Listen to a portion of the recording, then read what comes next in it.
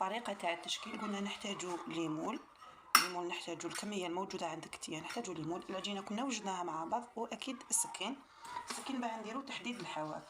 شوفوا انا كيف نخدم، نحكم كمية بلا ما نوزنها. انا تعودت نخدم عيني هي ميزاني.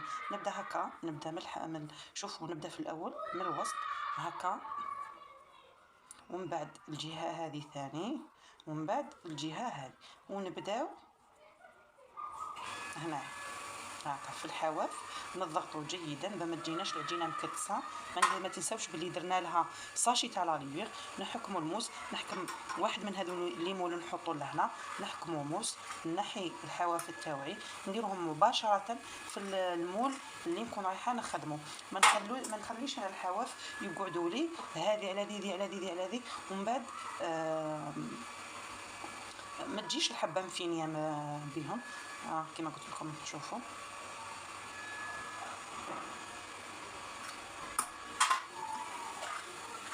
هكا. هنا نضيفوا، نوجد معكم الحبه الثالثه، نخدمها معكم غير بالعقل. شوفوا نعبزوا في الوسط هنايا، نعبزوا هكا، ندوا للطرف، من بعد نعاودوا نجيبوا منها للطرف، ومن بعد نعاودوا للجهه الثالثه، ومن بعد الجهه الرابعه. يعني نقسموا المول على 4، نخدموا هذه الجهه وحدها، وهذه وحدها، وهذه وحدها. نحاولوا ثاني حاجه واحده اخرى، ما نخلوش العجينه هنا في الوسط رقيقه بزاف. نديروا حساب للزبون كي يديها ويخدم بها. لو كان يدير يعني الخليط تاعو يكون شويه سائل، ممكن تتندى لنا العجينه، تتندى القاعده تاع الحبه تاع الكيش وتتكسر ويخرج منها الخليط.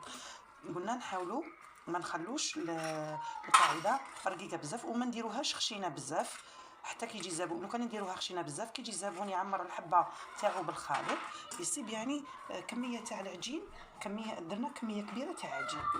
كي نكملوا كامل الحبات. انا حقيقه حتى نكمل نعمر هذا البلا يدير لي 20 حبه تاع الكويزينير. نكملوا كامل ونفوت عليهم هكا بالفرشيطه، نثقبهم كامل بالفرشيطه باش ما يتبوجوناش هنا في الوسط، باش ما يديرولناش بالقاعده تاعهم ما تخرج هكا.